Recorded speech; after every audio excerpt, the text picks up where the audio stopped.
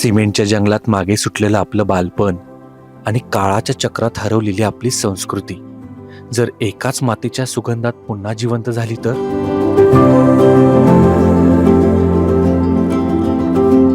कधी विचार केलाय का की एकाच जागी आपल्या गावची माती, आजीबाईच्या बटव्यातलं आरोग्य, राजेशाही सफारी आणि अस्सल कोकणी सी फूडची मेजवानी हे सर्व एकत्र मिळालं तर विश्वास बसत नाही ना.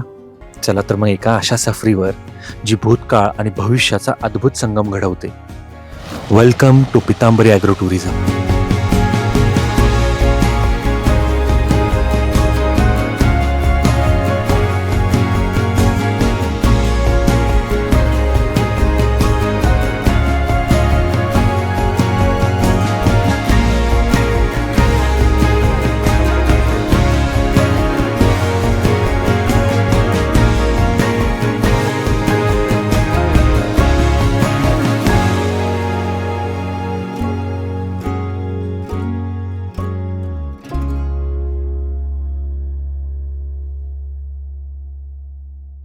नमस्कार मंडळी, स्वागत आहे तुमचं एका नवीन व्हिडिओमध्ये. आज आपण निघालेलो आहोत एका धमाल भटकंतीवरती, तेही कोकणामध्ये. येस, कोकणामधलं सर्वात प्रसिद्ध असं ठिकाण दापोली. तर दापोलीमध्ये आपण काय बघणार आहोत, तर दापोलीमध्ये ना नुकतंच एक छान ॲग्रो टुरिझम सुरू झालंय. कोणाचं माहिती आहे? पितांबरी. प्रवासाची सुरुवात झाली आमच्या साताऱ्यातील गावातून. महाबळेश्वर आणि पोलादपूरला जोडणारा तो अवाढव्य आंबेनळी घाट, एका बाजूला खोल दरी आणि दुसऱ्या बाजूला उंच कडे. याच घाटातून दुरून दर्शन झालं ते प्रतापगडाचं. या घाटाचा इतिहास आणि इथले वळणदार रस्ते पार करणं हे आमच्यासाठी एका आव्हानापेक्षा कमी नव्हतं. या घाटात अनेक भयंकर अपघात झाले असल्या कारणाने हा रस्ता सुरक्षितपणे पार करणं हा आमच्यासाठी सर्वात महत्त्वाचा टप्पा होता. फायनली मित्रांनो, आपण आता मेन घाट पार करून खाली पोलादपूर मार्गे आपण आता दापोलीकडे निघालेलो आहोत. खूपच सुंदर रस्ता हा मुंबई गोवा हायवे जो बनलाय ना, मस्त बनलेला आहे. No tension. आता घरच्यांना फोन केलेला आहे की सुखरूप आम्ही खाली आलेलो आहोत. कोकणातील निसर्गरम्य परिसर न्याहाळत आम्ही अखेर पोहोचलो दापोली जवळच्या पितांबरी ॲग्रो टुरिझममध्ये. तिथे पोहोचताच एका थंडगार रिफ्रेशिंग वेलकम ड्रिंकने आमचं स्वागत झालं. सकाळपासूनच्या प्रवासामुळे आम्ही सगळेच चांगलेच थकलो होतो आणि पोटात प्रचंड कावळे ओरडत होते. म्हणून आम्ही थेट मोर्चा वळवला पितांबरीच्या रेस्टॉरंटमधील बुफेवर. आणि तिथे काय सरप्राईज होतं माहितीये? माझी सर्वात फेवरेट आमरसपुरी. आहा, उन्हाळ्यात आमरसावर ताव मारण्याची मजाच काही वेगळी आहे. इतर सगळ्या भाज्यांची चवही अगदी घरगुती आणि अप्रतिम होती.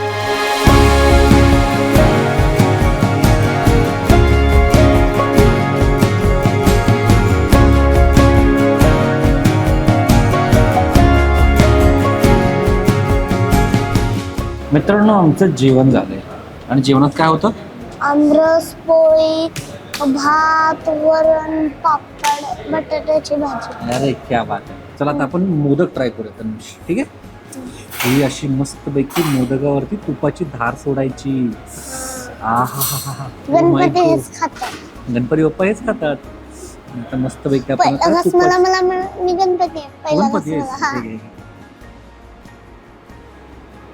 हो गणपती कसं वाटतंय?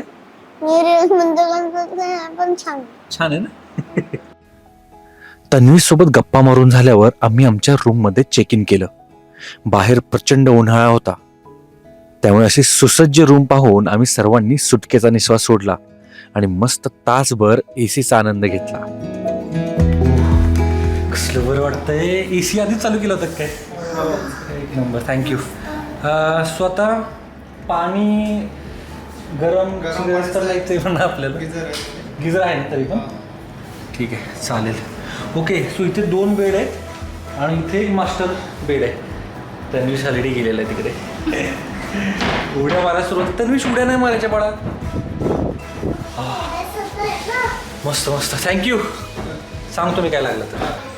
मस्त विकेत आपण फ्रेश झालेलो आहोत आणि आता आपण इथल्या रूम्सची टूर घेणार आहोत. म्हणजे या प्रॉपर्टीमध्ये कोणकोणत्या प्रकारच्या रूम्स अवेलेबल आहेत हे आपल्याला सांगणार आहेत सूरज गावडे, जे आहेत इथले सुपरवायझर. बरोबर. सो ही जी पाठीमागची जी प्रॉपर्टी आहे ती नक्की कुठली आहे ते सांगायचं. सर ही आपली 8 रूमची प्रॉपर्टी आहे.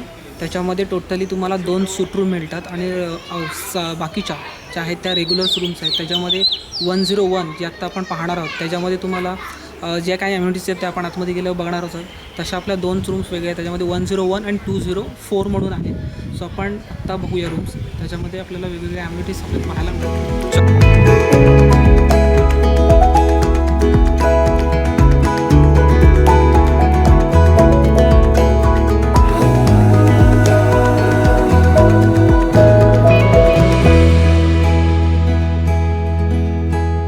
या आहेत आपले डॉर्मेटरी रूम्स. त्याच्यामध्ये आपल्याकडे 2 डॉर्मेटरीज या टाईपचे अवेलेबल आहेत. त्याच्यामध्ये 14+14 असे टोटल 28 जण आपण ऑक्युपाईड करू शकता. आणि सेकंडरी तुमचं ग्रुप्स असतील किंवा फॅमिली गेट टुगेदर्स असतील आणि तुम्हाला जर आमच्याकडे बुकिंग्स करायचे असतील, जास्त क्वांटिटीजमध्ये एकत्र स्टे करायचं असेल तर तुम्हाला या 2 डॉर्मेटरीज अवेलेबल आहेत. 14+14 अशा ऑक्युपन्सी 28 जण आपण राहू शकतो.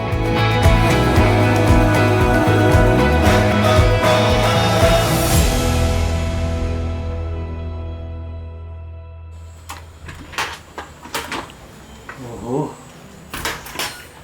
क्या बात है. हे कॉटेज असं वाटतच नाहीये, हे एक लक्झरी रूमच वाटते मला या इथे. खूपच जबरदस्त बेडची अरेंजमेंट आहे. डबल बेड आहे बेसिकली. आणि सर्वात महत्त्वाची गोष्ट म्हणजे हे जे कॉटेज आहे ते फक्त कपल लोकांसाठीच दिलं गेलं जातं. कारण की इथे जागाच छोटी आहे, एक्स्ट्रा एक माणूस नाही बसू शकत. हां, लहान मुलगा असेल त्याचा छोटासा तर नक्कीच येऊ शकतो. पण मोठा मुलगा असेल तर मग बऱ्यापैकी कंजेस्टेड होऊन जातं. या इथे एक्स्ट्रा जर बेड लावायचा झाला तर ते अजूनच कंजेस्टेड होऊन जाऊ शकतं. काय होतं, या इथे बघा सेपरेट फ्रीज दिला गेलेला आहे. वा, मस्त टी व्ही आहे. या इकडे बघा कबड पण आहे सेपरेट. वॉर्डरॉब. या इथे माझा फेवरेट आरसा. छान वाटतं इथे खरं तर. आणि या इकडे बघा, ओ सर्वात महत्त्वाची गोष्ट म्हणजे बाथटब. वाव.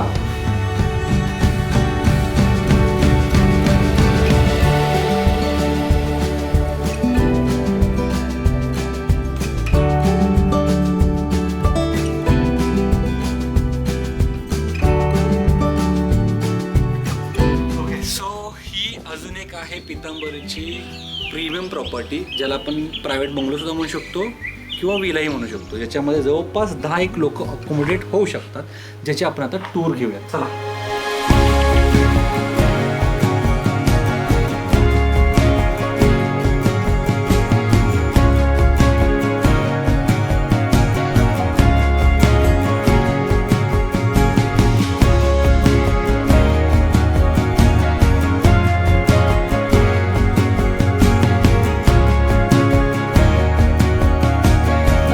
रूम टूर्स करून झाल्यानंतर आता मी चाललेलो आहे स्विमिंग पूलला.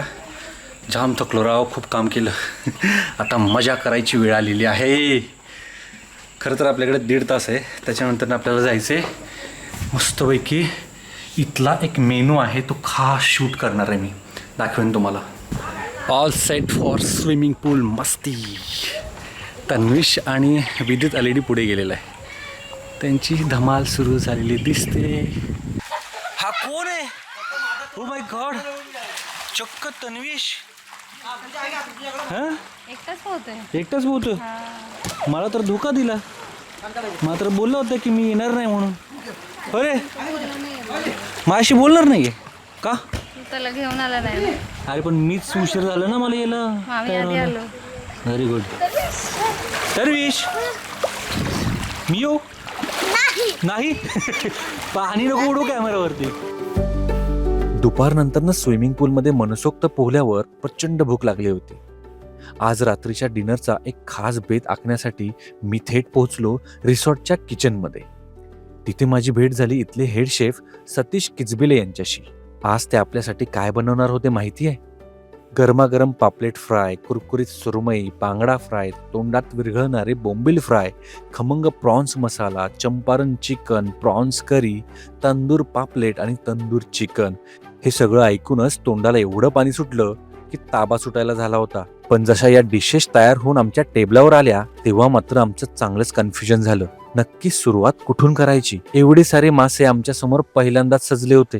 प्रत्येक डिशचा सुगंध मंत्रमुग्ध करत होता. साहजिकच सगळं काही संपवून आम्हाला शक्य नव्हतं, पण आम्ही जे काही खाल्लं ती चव कित्येक वेळ आमच्या जिभेवर रेंगाळत होती. ऍक्च्युली आम्हाला म्हणजे आम्ही घाटावरची माणसं, आम्हाला कोकणातले सगळे माशांची नावं पण माहित नाहीत. जेवढी माहिती आहे ती हे दोनच, पापलेट आणि सुरमई, त्याच्यानंतर तो बांगडा. आता बाकीचे अजून कोण कोण आहेत ते मला अजूनही समजले नाहीयेत. हा कुठला आहे? मला वाटतं की मांदेली असावा. मांदेली आहे. येस. अजून काय आपल्याकडे? कोळंबीची करी पण आहे. कोळंबीची करी आहे. हा, आणि सुकी वगैरे कोळंबी फ्राय पण आहे. कोळंबी फ्राय पण आहे, म्हणजे प्रॉन्स, राईट? हा, प्रॉन्स. ओके, ठीक आहे. सो आता सुरुवात तर मी माझ्या नेहमीच्याच माशांपासून करतो, म्हणजे फिश पासून करतो, तो म्हणजे सुरमई. बाय द वे पापलेट जो आहे तो तळलेला सुद्धा आहे आणि भाजलेला सुद्धा आहे. सो दोन्ही मी पापलेट ट्राय करणार आहे, कारण की भाजलेला पापलेट मी अजूनपर्यंत कधीच खाल्लेला नाहीये. तळलेला खाल्लेला आहे, पण भाजलेला पहिलाच. तू खाल्लास का? नाही. चलो आज आपण दोघं ट्राय करूयात आणि मग सांगूया. दोन्ही टाईपचे आहेत भाजलेले, ग्रीन पण आहे आणि रेड पण आहे. हा, तेच. ग्रीनची वेगळी चटणी आहे की वेगळी पद्धत आहे हे मला कळलं नाही. फर्स्ट टाइम मी कुठले तरी मासे हे ग्रीन कलर मध्ये बघतोय जे तळलेले आहेत, है ना? हा, भाजलेले आहेत सुद्धा, पण ती काहीतरी वेगळीच त्यांची रेसिपी असावी. पण आता मी बोलता तोंडाला पाणी सुटलेलं आहे. सॉरी मित्रांनो, मला खावं लागतंय. मासे थंड झाल्यानंतर खाण्यात काहीच मजा नाही. So let's continue. जास्त बडबड करू नको, फटाफट खाऊन घे.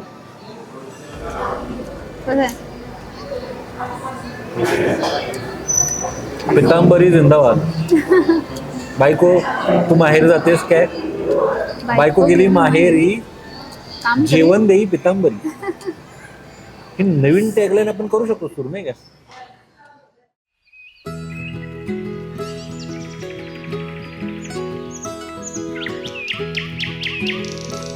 नमस्कार मित्रांनो, पितांबरी ॲग्रो टुरिझम मधला आपला आजचा हा दुसरा दिवस आणि सकाळचे 6:30 वाजलेले. एवढ्या लोक आपण काय करतोय, तर आपल्याला ती गोष्ट सांगायला आपल्यासोबत आहेत कौस्तुभजी. काय करणार होतात आपण? नमस्कार सर्वांना, गुड मॉर्निंग एव्हरीवन. माझं नाव कौस्तुभ गलगले आहे आणि मी इथे पितांबरी ॲग्रो टुरिझममध्ये ॲडमिन ऑफिसर आहे. मी टुरिझम ॲक्टिव्हिटीज हँडल करतो. आता आपण आयुर्तेज उद्यान पाहणार आहोत, ज्याच्यामध्ये 550च्या वर वनस्पती लावलेल्या आहेत. यातल्या काही वनस्पती शोभेच्या आहेत तर काही वनस्पती औषधी आहेत. आजीबाईचा वटवा या पुस्तकात जेवढ्या वनस्पतींचा उल्लेख केला तेवढ्या सगळ्या इथे उपलब्ध आहेत. आपल्याकडे आयुर्तेज उद्यान आणि पुढे बांबू पार्क आहे. ते बनवण्याच्या पाठीमागचा मानस असा आहे की इथे जे पर्यटक पाहुणे राहायला येतात त्यांना विरंगुळ्याला साधन हवं. आणि दुसरं सांगायचं झालं तर आपल्याकडे ॲग्रो टुरिझम ही आपली थीम आहे. तर कृषी पर्यटनाला संलग्न म्हणून हे आयुर्तेज उद्यान आणि पुढे बांबू पार्क विकसित केलं गेलेलं आहे. ही आहेत रानवांगी. ओके.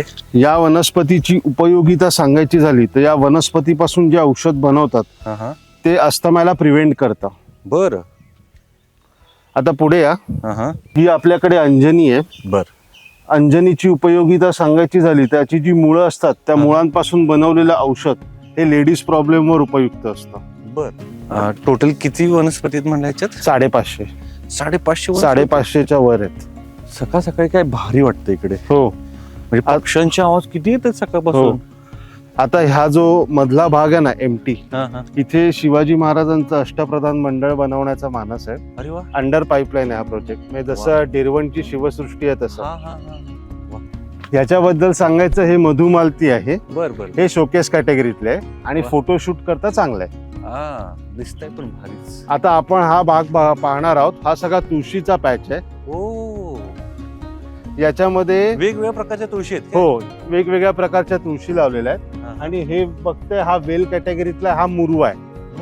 मुरवा हा शोकेस कॅटेगरीतला आहे. जसं आपल्याकडे मधुमालती शोकेस कॅटेगरीतला आहे तसं मुरवा सुद्धा शोकेस कॅटेगरीतला आहे. ओके. या आता हे पहा, आपल्याकडे तुळस म्हटले की सगळ्यांना फक्त एक अंगणात जी आपण तुळस लावतो तीच माहिती असते. इथे तुळशीच्या वेगवेगळ्या प्रजाती आहेत. त्याच्याबद्दल सांगायचं तर ही विक्स तुळस आहे. आता एक उदाहरण म्हणून हे पान खाऊन पहा. तुम्हाला विक्स वेपरअप जसं असतं त्याची आठवण येईल. याला विक्सचा सुगंध येतो.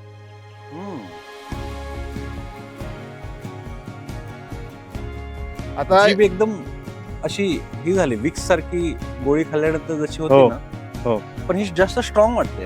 हो, गोळीपेक्षा स्ट्रॉंग.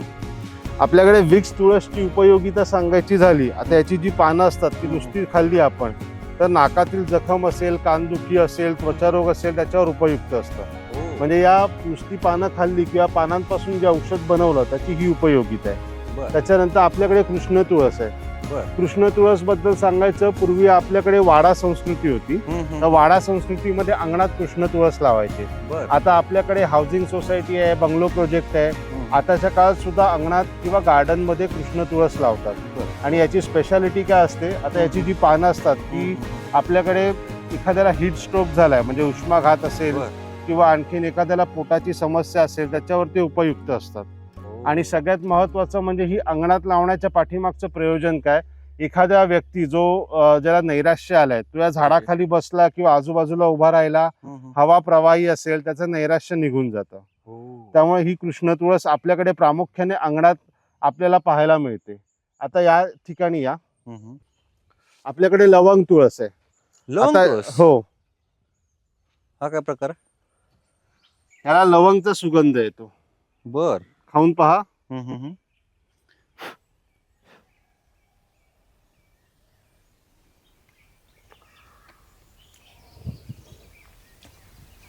डायरेक्ट येते इम्पॅक्ट.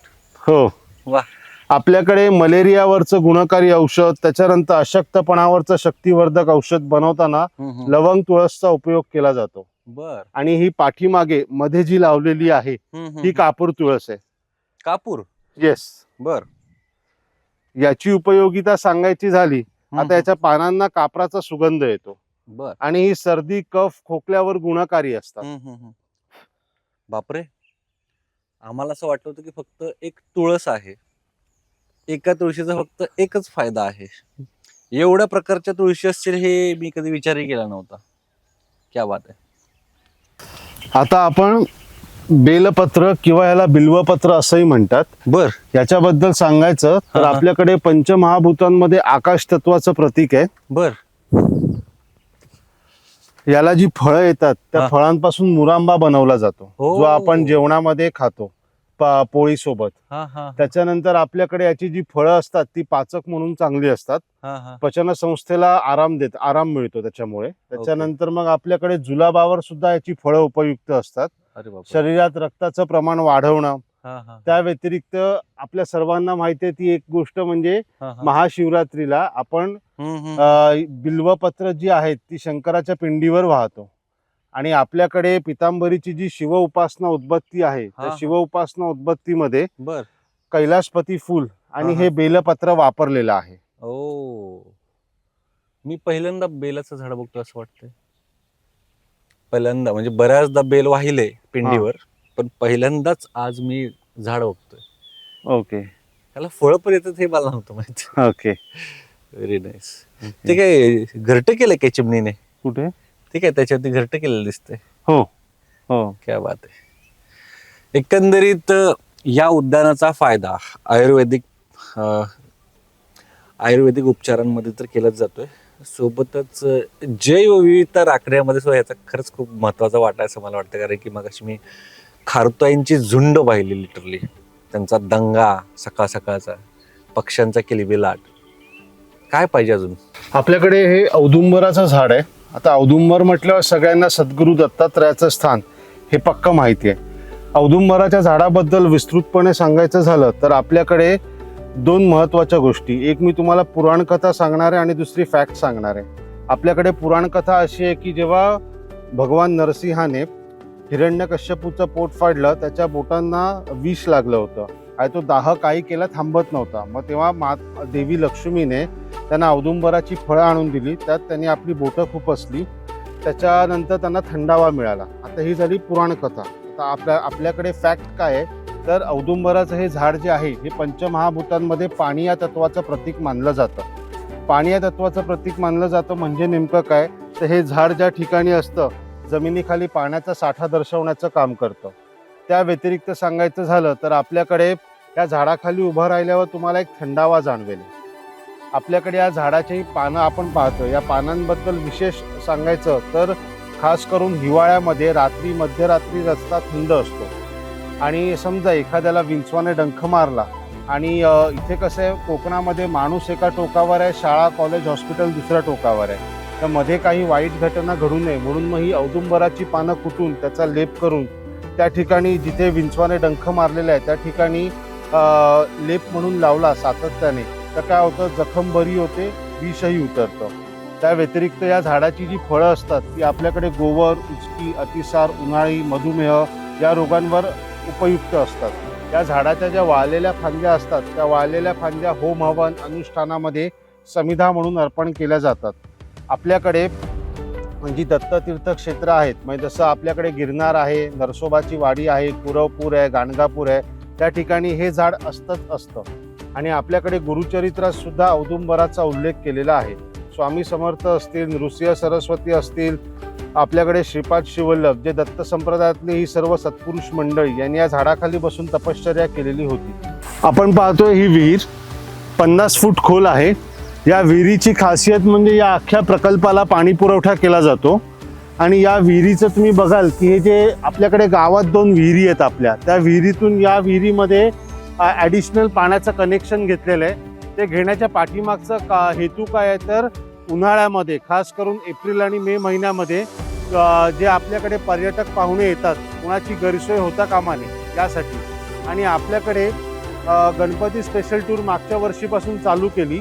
त्याच्यानंतर माघी गणेशोत्सव पण आपण सुरुवात केली.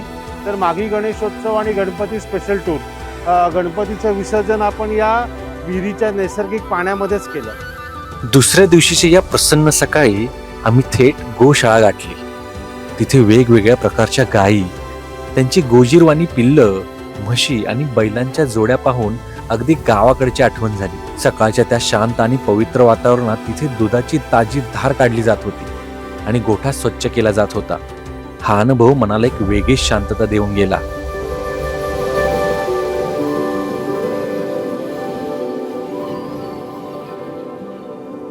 सकाळच्या या फेरफटक्यामुळे मस्त भूक लागली होती. मग काय, पटापट नाश्ता घेतला आणि त्यावर आडवा हात मारला. नाश्ता संपवून पुन्हा एकदा स्विमिंग पूलमध्ये धमाल सुरू झाली. पण आज खास सरप्राईज होतं. आम्हाला रेन डान्सचा शॉवर मिळाला. म्युझिकच्या तालावर तो थंडगार पाण्याचा शॉवर काही धमाल आली म्हणून सांगू.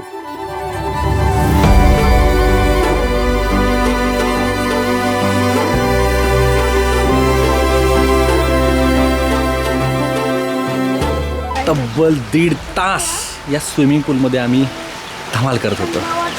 आता जास्त ऊन लागायला लागलं म्हणून आता जाऊयात आपण रूममध्ये, मस्तपैकी AC मध्ये थंडगार होऊयात. थोडं पोहून झाल्यावर आम्ही इंडोर गेम्स खेळायला गेलो. तिथे कॅरम, चेस, लुडो होते. विदितचा टेबल टेनिस खेळण्याचा हा पहिलाच अनुभव होता, पण तो अगदी प्रो सारखा खेळत होता. त्यानंतर आम्ही ही 60 एकराची विस्तीर्ण प्रॉपर्टी एक्सप्लोर करायला निघालो, जिथे लहान मुलांसाठी सुरक्षित, निसर्गरम्य आणि विविध खेळांची साधने असलेला खास प्ले एरिया तयार करण्यात आला होता. सुरक्षेसाठी ठिकठिकाणी CCTV कॅमेरे, शोभिवंत झाडांची नर्सरी, गणपतीचे मंदिर आणि बागकाम करणाऱ्या स्त्रिया दिसल्या, ज्यांच्यामुळे हा संपूर्ण परिसर स्वच्छ आणि सुंदर दिसायला लागतो.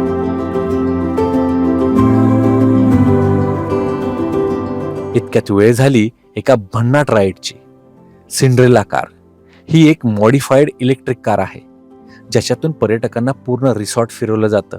जुन्या संस्कृतीला आधुनिकतेची जोड देत या कारमधून संपूर्ण 60 एकरांच्या प्रॉपर्टीची सफर करणे म्हणजे एखाद्या राजघराण्यातील सवारीसारखा राजेशाही भास देणारा अनुभव होता. या राजेशाही गाडीची सफर झाल्यावर आम्ही सज्ज झालो बैलगाडी राईडसाठी. आणि अशा प्रकारे आपली बैलगाडी आलेली आहे. म्हणजे बघा ना, किती सुंदर गोष्ट बनवलेली आहे.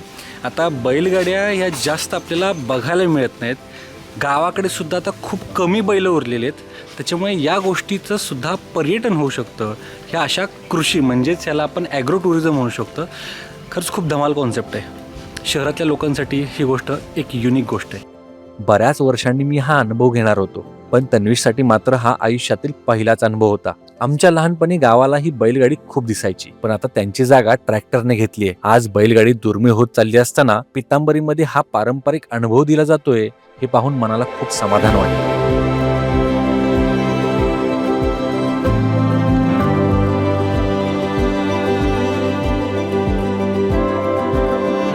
आता आम्ही आलो आहोत लहान मुलांच्या ॲडव्हेंचर पार्कमध्ये, जिथे मुलांचा आत्मविश्वास वाढवणाऱ्या अनेक मजेदार ॲक्टिव्हिटीज आहेत. यामध्ये रोप क्लाइम्बिंग, बॅलन्सिंग बीम्स आणि कमांडो नेट सारखे उपक्रम आहेत.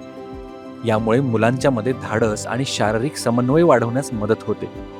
तिथे तन्विश आणि विदितने भरपूर वेळ एन्जॉय केला आणि मग शेवटी आम्ही आलो आमच्या सर्वांच्या आवडीच्या जागी, म्हणजेच क्रिकेट टर्फवर.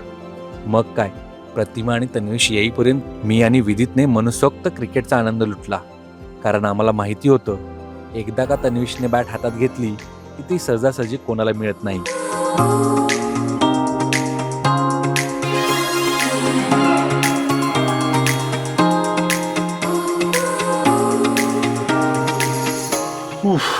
किती खेळलोय म्हणून सांगू. आता काय, पुढचे 1 वर्ष क्रिकेट खेळायची गरज नाही आहे. पाय जाम दुखणार आहेत, अंग खूप दुखणार आहे. आता आपल्याला वरती पण जायचं आहे, म्हणजे तिकडे नाही, आपल्याला स्टार गेझिंग करायला जायचं आहे वरती. सगळेजणच जमलेले आहेत. तनुले, आत्ता आपण कुठे चाललो माहिती आहे का? कुठे? तारे बघायला आकाशातले. आणि मी ना टेलिस्कोपला गिफ्ट देईन. ओके चला. हे माझं टेलिस्कोप छोटं आलं. तुझं वालं काय? ठीक आहे चला. तर हा आहे तो टेलिस्कोप. ओ माय गॉड, केवढा मोठा आहे हा. तन्वीश, किती मोठा आहे ना हा. हा, MP च्या टेलिस्कोप पेक्षा पण खूप मोठा आहे. MP मध्ये आपण पाहिलं होतं ना. हो, ओ माय गॉड, जबरदस्त. आणि मला तर बघायला. सो आपण आता इथे काय काय बघणार आहोत? आत्ता आपण चंद्रावरचे तो क्रेटर्स तुम्हाला आत्ता क्लिअरली ऑब्झर्वेशन्स करताना हा आयपीस आहे. या आयपीसला एक डोळा बंद करून थोडा मायक्रोवेव्हचा डिस्टन्स घेऊन ऑब्झर्वेशन्स बघायचे आहे. आणि आत्ता हा जो टेलिस्कोप तुम्ही बघताय, तर या टेलिस्कोपचं स्काय वॉचर कंपनीचं 16 इंचेस म्हणजे टेलिस्कोप जे ॲस्ट्रॉनॉमिकली ऑब्झर्वेशन्स करतात त्याच्यासाठी हा परवणी असलेला टेलिस्कोप आहे. ज्याच्याने तुम्हाला खूप सारे ऑब्जेक्ट, जसं लाईक सॅटर्नची रिंग, शनीची जी कडा म्हणतो, तेही तुम्हाला क्लिअरली ऑब्झर्वेशन्सला मिळतील. पण हे सगळे ऑब्झर्वेशन्स मंथनुसार चेंजेस होत असतात, त्यामुळे हे सगळे डिपेंड राहतं क्लायमॅटिक कंडिशन. जर ढगाळ वातावरण असेल तर इझिली ह्या सगळ्या गोष्टी ऑब्झर्वेशन्सला मिळतात. याच्यासाठी खूप जण पितांबरीला स्पेशली व्हिजिट करण्यासाठी येतात, जेणेकरून स्टुडंट असतील किंवा जे पर्यटक असतात ते आपल्याकडे मोस्ट ऑफ ह्या स्पेशली स्टार गॅझिंगसाठी ॲक्टिव्हिटीसाठी पण बुक करून येणारे आहेत. सो आपण चालू करूया आता चंद्र सर, आपण बघूया 1 बाय 1. तो मला प्लॅनेट दाखवणार. बघ तिथे, त्या इथे ह्या रिंगमध्ये बघायचं. ह्या? डोळा बंद करायचा. दिसलं का? हे काय आहे? मून. बापरे, प्रॉपर क्रेटर्स दिसत आहेत त्याच्यावरचे. आपण जे डाग म्हणतो ना, तिथे क्रेटर्स आहेत आणि स्पष्ट दिसत आहेत. सो सर, आत्ता आपण हा जो चंद्र आज पाहिला आहे तो पौर्णिमेनंतरचा 2 दिवसाचा आपण चंद्र पाहतो आहे. परंतु जरी आत्ता आपण असं पकडू की तो 95%पेक्षा जास्त विजिबिलिटी नेकेड आयने आपण दिसतो आहे, परंतु तुम्हाला या टेलिस्कोपने बघताना आपण शार्प एज दाखवलेली आहे. बिकॉज चंद्राचं जे ऑब्झर्वेशन्स असतं ते एजवरतीच करावं लागतं. आणि आत्ता जसं की हा 16 इंच डायमीटर असलेला टेलिस्कोप आपण बघताय, त्या टाईपच्या टेलिस्कोप असतील किंवा याच्यापेक्षाही मोठ्या टेलिस्कोप असतील तर पौर्णिमेच्या चंद्राच्या वेळेस त्याला फिल्टर्स लावावे लागतात, त्याला मून फिल्टर म्हणतो. म्हणून आत्ता आम्ही काय करतो आहे, त्या चंद्राचे ऑब्झर्वेशन्स करत असताना तुम्हाला दिसतो आहे ती एज दिसते. चंद्राचं ऑब्झर्वेशन्स ऑलवेज एजवरती करावं. म्हणून जर कोणालाही चंद्राचं ऑब्झर्वेशन्स करायचे असतील तर आफ्टर अमावस्येनंतर पहिली कोर, दुसरी कोर, ज्याला फेजेस ऑफ मून्स म्हणतो, तर त्या फेजेसमध्ये करावं, जेणेकरून चंद्रावरचे असलेले जे काही क्रेटर्स असतील, त्या माउंटनच्या व्हॅलीज आहेत, ते आपल्याला ऑब्झर्वेशन्सला करायला मिळतात. आणि जसं आपण स्कायचे मॅप असतात तसा मूनचा एक गाईड मॅप म्हणतो आपण. त्या गाईड मॅपमध्ये आपण जो काही आज ऑब्झर्वेशन्स केला आहे तो कुठल्या पार्टचा केलेला आहे, जसं जस्ट लाईक आपण जो अपोलो लँडिंग पार्ट असतील तर त्या पार्टवरची नावं दिलेली आहेत. त्याच्यानुसार आपल्याला ते ऑब्झर्वेशन्स करून तुमच्याकडे एक नोटबुक पाहिजे, जेणेकरून तुम्ही आज कुठलं ऑब्झर्वेशन्स केलं आहे ते आपण त्याच्यामध्ये नोट डाऊन करू शकतो. दॅट टाईप चंद्राचं आपण ऑब्झर्वेशन्स करावं लागतं. आणि सेकंडरी या म्हणजे जो गॅलेक्सी आता जो आपण स्काय बघतोय त्या स्कायचं मॅप असतं, त्याला स्काय मॅप म्हणतो. त्या गाईड मॅप थ्रू आपल्याला ते ऑब्झर्वेशन्स करावे लागतात. सुप्रभात मित्रांनो, पितांबरी ॲग्रो टुरिझममधला आपला आजचा 3रा दिवस आणि आता सकाळचे वाजलेले जवळपास 9:15. आता आपला ब्रेकफास्ट झालेला आहे, आवरलेला आहे आणि आता आपण रेडी आहोत पुढच्या ॲडव्हेंचरसाठी. खरं तर ॲडव्हेंचर नाही आहे, तिथे ना एक खूप छान असं बांबू पार्क आहे, ते आपण बघायला चाललेलो आहोत. थोडंसं इथूनच एक 10 मिनिटं अंतरावरती वॉकेबल डिस्टन्सवरती ते आहे. सो ते एक्सप्लोर करणार आहोत. त्याच्यानंतर आज आपण इथली फॅक्टरी बघणार आहोत पितांबरीची. खरं तर आतमध्ये शूट अलाउड नाही आहे, बाहेरूनच आपण बघणार आहोत. बट ती एक ॲक्टिव्हिटी आपली राहिलेली आहे. त्याच्यानंतर मग टाटा बाय बाय होणार आहे आपला आज.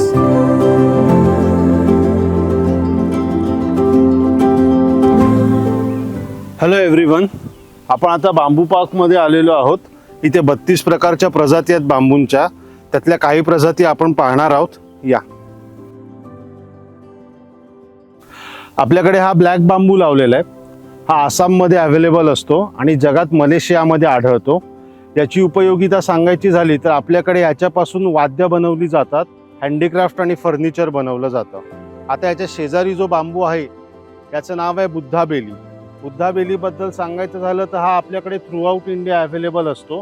त्या पलीकडे साऊथ ईस्ट एशिया म्हणजे थायलंड, मलेशिया, सिंगापूर, त्या व्यतिरिक्त चायना. आपल्याकडे खरं तर हा बोन्साय आहे, पण आपल्याकडे जे माळी मजूर कामाला आहेत ते चांगली देखभाल करत असल्यामुळे हा बऱ्यापैकी उंच झाला आहे. आणि हा आपल्याकडे शोकेस म्हणून लावला जातो. शोकेस याचा अर्थ काय, तर शोभेचं झाड म्हणून लावतात. जसं शाळा आहे, कॉलेजेस आहेत, governmental sector, private sector, theme park, amusement park, bungalow project, housing सोसायटीमध्ये. आता हा ब्लॅक बांबूचा आकार बघा कसा सरळ आहे. आपण बुद्धाबेलीचा आकार बघा, कर्व आहे. एक उदाहरण म्हणून सांगायचं, आपल्याकडे आपण TV सिरियलमध्ये ऋषीमुनींचं कमंडलू बघतो, तसा याचा आकार आहे. आपल्याकडे मेम्ब्रन्सेस बांबू आहे, आसाममध्ये अवेलेबल असतो. त्या पलीकडे चायना, म्यानमार, थायलंड, व्हिएतनाम. याची उपयोगिता सांगायची झाली, boards, furniture, matting, basketry, handicraft मध्ये हा वापरला जातो. आपल्याकडे ग्रीन वल्गॅरिस आहे. हा आसाम, बिहार, मणिपूर, ओडिशा, त्रिपुरा या भारतातल्या राज्यांमध्ये आढळतो. त्या पलीकडे जगामध्ये इंडोनेशिया आणि साऊथ ईस्ट एशिया म्हणजे थायलंड, मलेशिया, सिंगापूरमध्ये आढळतो. याची उपयोगिता म्हणजे मलेरियावरचं गुणकारी औषध बनवताना याचा वापर केला जातो. रूफ टाईल्स, कोकणातली घरं ही कौलारू असतात, ते छप्पर बनवताना याचा उपयोग केला जातो. बांबू बिर्याणी, हॉटेलमध्ये, हॉटेल इंडस्ट्रीमध्ये प्रामुख्याने बिर्याणीमधला एक फ्लेवर आहे बांबू बिर्याणी म्हणून. आता ह्याचा वापर आपल्याकडे भांड्यासारखा केला जातो. याच्यामध्ये बिर्याणी बनवणं असेल, भात शिजवणं असेल, जेणेकरून याच्यातले गुणधर्म जेवणात उतरतात, जेवण आणखीन पौष्टिक होतं. आपल्याकडे टुलडा बांबू आहे. सगळ्यात महत्त्वाचं का म्हटलं याचं कारण उदबत्तीची अख्खी बाजारपेठ या टुलडा बांबूवर अवलंबून आहे. असं म्हटलं तर वावगं ठरू नये. उदबत्ती बनवण्यासाठी लागणारा कच्चा माल हा या टुलडा बांबूपासून बनवला जातो. हा आपल्याकडे आसाममध्ये आढळतो, त्या पलीकडे थायलंड आणि म्यानमारमध्ये. आणि याची उपयोगिता सांगायची झाली तर उदबत्तीच्या काड्या असतील, बॉक्सेस असेल, पेपर, बास्केटरी, स्कॅफोल्डिंग सर्व काही याच्यापासून बनवलं जातं. आता आपण इथे वेगवेगळ्या बांबूंच्या प्रजाती बघितल्या ना, आता आपण हे मचाण पाहणार आहोत. हे मचाण जे बनवलेलं असतं हे आजूबाजूच्या परिसरावर लक्ष ठेवण्यासाठी असतं. आपल्याकडे पोलीस दल असेल, आर्मी असेल, त्याच्यामध्ये हे वापरतात. टेहळणी करता, सुपरविजन करता. आणि आता हा पिकनिक स्पॉट म्हणून डेव्हलप झालेला आहे.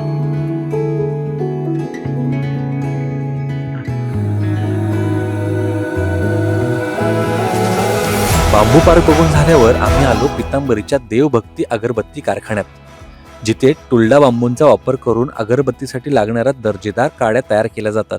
सोबतच अगरबत्तीचे कोटिंग आणि पॅकेजिंग सुद्धा केलं जातं. या सर्व गोष्टी आपल्याला या फॅक्टरी व्हिजिटमध्ये पाहायला मिळतात. इथली विशेष बाब म्हणजे कोकणातली स्थानिक महिला व तरुणांना मोठ्या प्रमाणात कायमस्वरूपी रोजगार देण्यात आला आहे. यामुळे ग्रामीण भागातील महिला आर्थिकदृष्ट्या सक्षम झाल्या आहेत. आणि अशा प्रकारे आपल्याला पितांबरी ॲग्रो टुरिझमला बाय बाय करावं लागतंय. खरं तर 3 दिवस कसे निघून गेले हे कळलंच नाही. इतक्या गोष्टी या इथे एक्सप्लोर करण्यासारख्या आहेत. म्हणजे डे 1 पासून आम्ही एक एक गोष्ट बघत चाललेलो आहोत. लिटरली आत्तापर्यंत सकाळपर्यंत आपण फॅक्टरी व्हिजिट करतो. म्हणजे विचार करा की किती गोष्टी या इथे बघण्यासारख्या आहेत, अनुभव घेण्यासारख्या आहेत. सोबतच इथलं कोकणी फूड क्या बात आहे. खरंच मी त्या शेफला शाबासकी देईन की ज्या प्रकारे त्या फूडची क्वालिटी मेंटेन केली जाते, लाजवाब. आणि त्याच्यानंतर तुम्हाला या इथला जो स्टाफ आहे तो इतका कोऑपरेटिव्ह आहे. खरं तर आता आम्ही शूट पण करत होतो. शूटमध्ये तर आम्हाला खूप चांगला त्यांचा सपोर्ट झालाच. पण एकंदरीत या इथे भरपूर असे पर्यटक येत असतात. त्या पर्यटकांना सुद्धा हँडल करायचं असते. सो जवळपास या पूर्ण प्रॉपर्टीमध्ये म्हणजे फक्त ही रेस्टॉरंट आणि स्टेची प्रॉपर्टी नाही, तर पूर्णतः ही जी काही प्लांटेशन म्हणजे त्यांचं जे गार्डनिंग आहे म्हणजे सकाळी आपण बांबू उद्यान पण बघून आलो, तिथे सुद्धा इथली लोक कामं करत असतात. म्हणजे तब्बल 150 लोक एका पूर्ण परिसरामध्ये काम करत असतात. सो एकंदरीत एक गोष्ट नक्की सांगेन की दापोली शहरापासून बऱ्यापैकी लांब अंतरावरती आहे, त्याच्यामुळे आजूबाजूला पूर्णतः जंगल आपल्याला अनुभवायला मिळतं. या इथे रात्री आम्ही खेळत असताना टर्फच्या इथे आम्हाला काही कोल्ह्यांच्या ओरडण्याचा आवाज ऐकू आला. म्हणजे ह्याच्यावरून आपल्याला एक गोष्ट समजली पाहिजे की आजूबाजूला किती रिच बायोडायव्हर्सिटी सुद्धा आहे. आणि या इथली जी गार्डनिंग आहे किंवा इकडचं जी काही प्लांटेशन आहे हे त्या बायोडायव्हर्सिटीला सुद्धा अट्रॅक्ट करते. सो खूपच छान प्रकारे हे ॲग्रो टुरिझम मेंटेन केलं गेलेलं आहे. तुम्हाला जर ह्या गोष्टी अनुभवायच्या असतील तर नक्की या पितांबरी ॲग्रो टुरिझमला नक्की व्हिजिट करा. भेटूयात लवकरच आपण पुढच्या एका अशाच धमाल व्हिडिओमध्ये. तोपर्यंत धन्यवाद.